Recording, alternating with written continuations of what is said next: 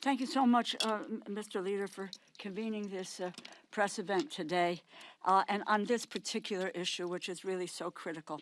And I want to say a thank you to my colleague, Angie Craig, and as the ranking member on agriculture.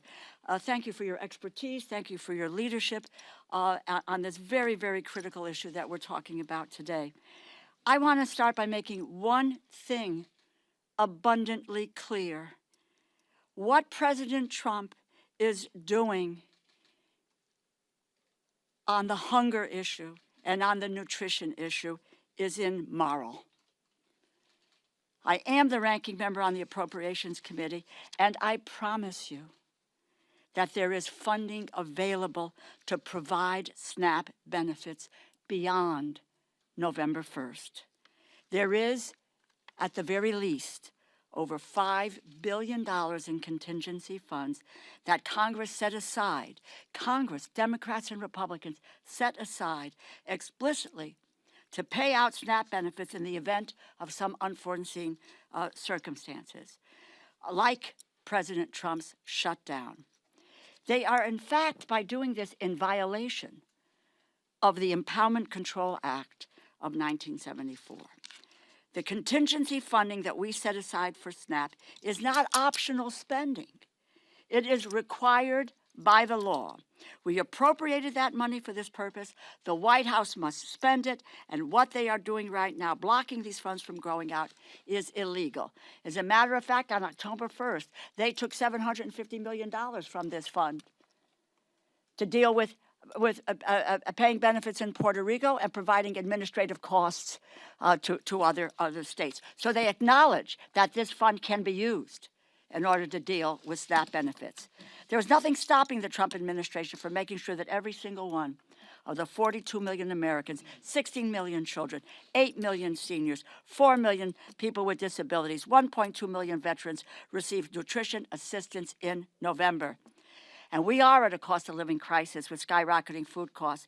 And President Trump is doing right now is using the fear that so many working people have about where their next meal is coming from as a political bargaining chip. Does anyone actually believe for 1 second that if President Trump really wanted to cover the SNAP benefits, they would not be able to find the money? When he wanted to bail out his buddy in Argentina, they found $40 billion. When he wanted to build a new ballroom to host his billionaire donors, they found $350 million. They found the money. When he wanted to make sure his Homeland Security Secretary could fly in style on 2 new luxury private jets, they found the money, $172 million. But now, when it comes to making sure hungry families can put food on the table, all of a sudden, they can't find the money. And what it costs us every month is $8 billion. And I saw the Secretary, Rollins, this afternoon saying it's 9.2. I'm trying to find out where she got that number. It's $8 billion to cover SNAP dollars. Is that right, Angie? Right. Angie knows these numbers by heart. She's now talking about 9.2.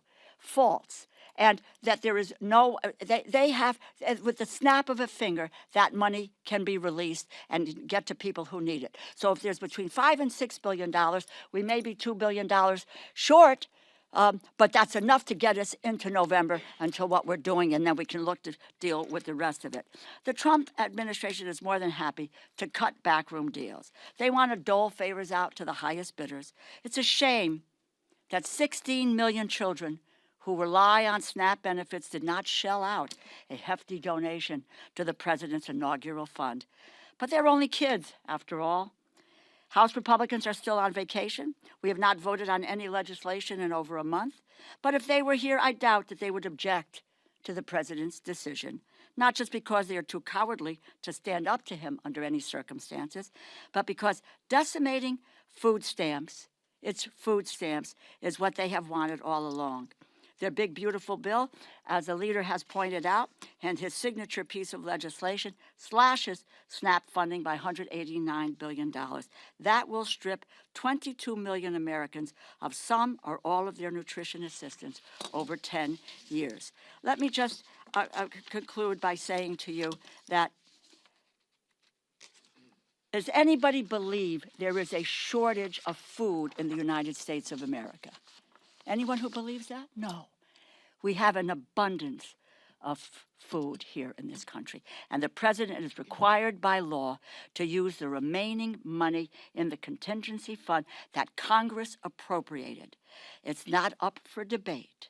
He has the broad authority to transfer funds beyond that to cover the program. If he does not do so, it is because he chooses to not do it. It may be because they don't care about feeding hungry families. I don't deal with food insecurity as a phrase. This is about hungry people. People going hungry in the United States when we have an abundance of food in this country. This is not a game, it's people's lives. We're the wealthiest nation in the world, as I said, with the abundance of food, and no one, not an adult, not a child, not a senior, not a veteran, should go hungry in the United States. Under President Trump and Republicans' failed leadership, it is just one crisis after another. Open enrollment for health insurance begins in 4 days. They have not addressed the health care crisis they created. President Trump and the Republicans should return to Washington, end the shutdown. Vacation is over. We are here, we are working, and we are ready whenever they decide to join us. Let me turn it over now to the really indefatigable and will be chair of the Authorization Committee, Angie Craig from Minnesota. Well, thank you so much, Rose.